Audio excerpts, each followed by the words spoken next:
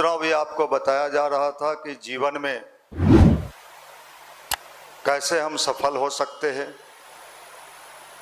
कैसे जीवन को सुंदर बना सकते हैं, सुखी बना सकते हैं। आज चारों तरफ लोग ये सोचता है कि हमारे जीवन में कभी दुख आए ही नहीं।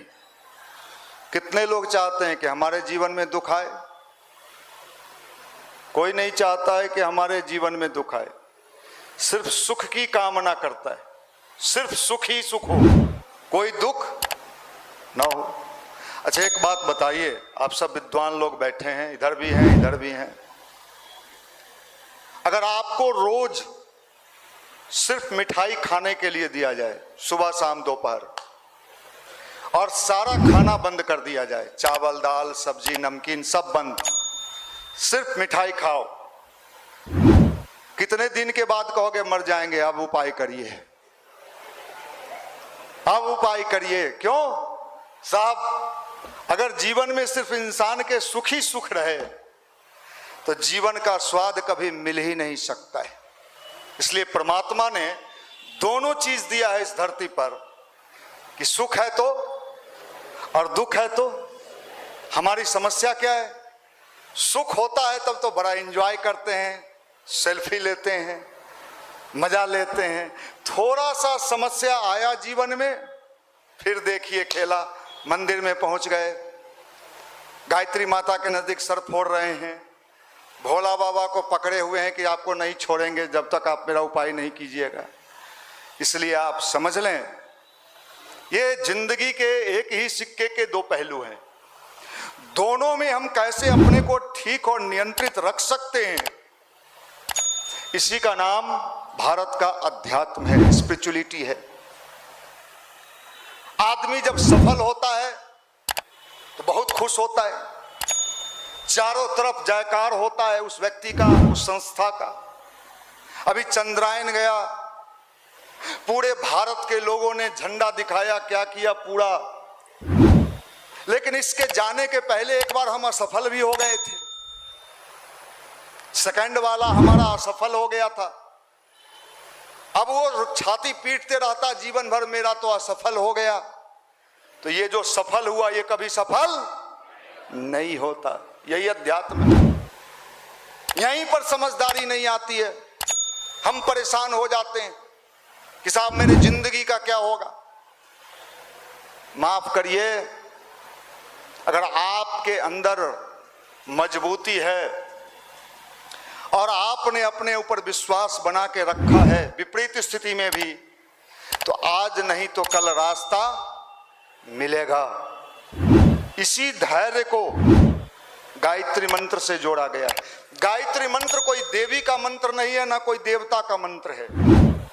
ये तो ऐसा चीज है कि इंसान के जीवन में मजबूती प्रदान करता है, शक्ति देता है, ताकत देता है, ऊर्जा देता है, और सुख और दुख दोनों में सम स्थिति रहने की क्षमता भारत के अध्यात्म में।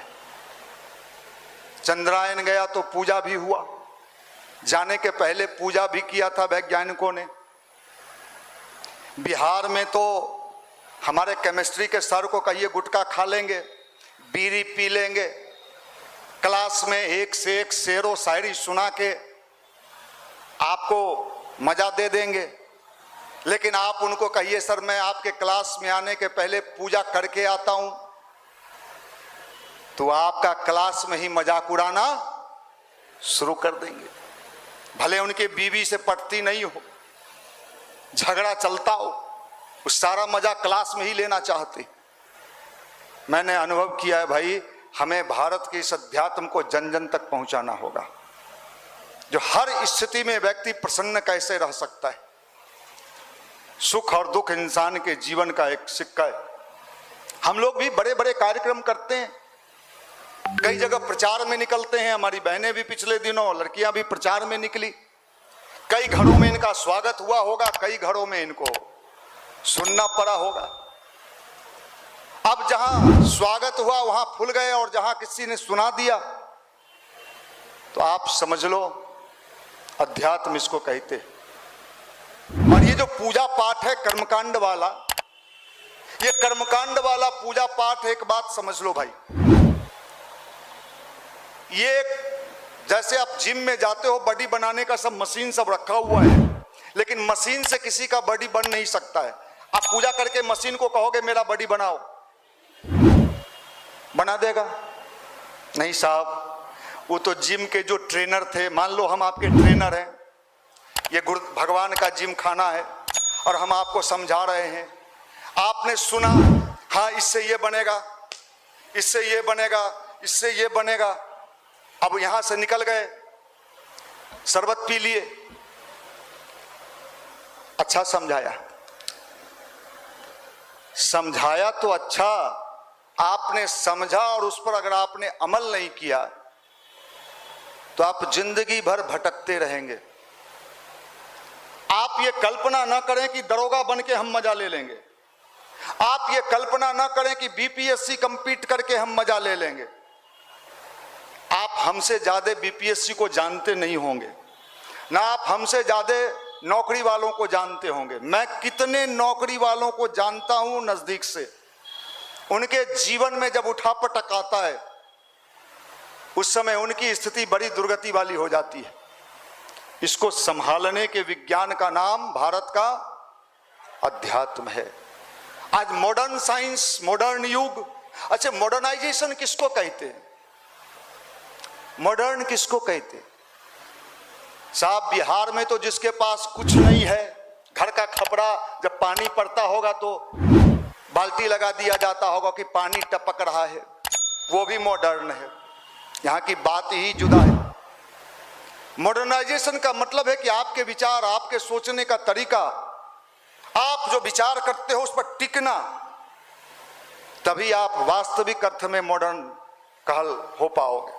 और नहीं तो दुनिया में कहीं किसी का सम्मान मिलता नहीं है। सम्मान पाने के लिए अपने आप को मजबूत बनाना पड़ता है। इसलिए हमें अध्यात्म से जुड़ना चाहिए और भारत को तो ऐसी युवा शक्ति चाहिए, ऐसी ताकत चाहिए कि साहब आपको देख के दुनिया सैल्यूट कर सके। अभी जो चंद्रायन गया उसमें लड़कियों का भी बहुत बड़ा भूमिका है, ये भी साइंटिस्ट के रूप में वहां काम कर रही, सब साड़ी पहने हुई, बड़ी सिंपल। आप तो अभी कोचिंग में ढूक रही हो, देखो झोला टांग ली हो पीठ पर। अब बताओ मैं आपका मॉडर्नाइज, आपको मैं मॉडर्न क्यों मानूं? क्या विशेषता है आपके अंदर? क्या विशेषता है? भारत के प्रधानमंत्री जब वैज्ञानिकों के बीच जाते हैं तो कहते हैं कि चांद पर जहां आपका चंद्रायन उतरा उस जगह का नाम मैं शिव और शक्ति रखता। और आप अगर कोई स्कूल में पढ़ोगे सेंट, तो उसका नाम क्या हो जाएगा? Saint Joseph, saint Columbus. अरे कोलंबस कब आया था, कब चला गया है? शिव शक्ति नो, ये मॉडर्नाइज नहीं है। आप कितने आपके पिताजी प्राइम मिनिस्टर हैं, गांव में खेती करते होंगे, बहुत होगा तो कहीं सचिवालय में नौकरी करते होंगे। हम आपको मॉडर्न क्यों माने भाई? क्या विशेष? आपके जींस को माने मॉडर्न? तो रोड पर बिकता है, दुकान में बिकता है। ये जींस और टी शर्ट को हम मॉडर्न नहीं मानते। हम मॉडर्न तो उसको मानते हैं कि साहब आपके अंदर का विचार कैसा है, सोचने का तरीका क्या है, आप क्या किस तरीके से सोचते हो। आने वाला जमाना उसी का है, आने वाला टाइम उसी का है। आपका मॉडर्नाइजेशन नहीं देखेगा तुम कितना सेल्फी ली, किस बगीचा में ली, किस फुलवारी में ली, सामने कोई देख रहा था।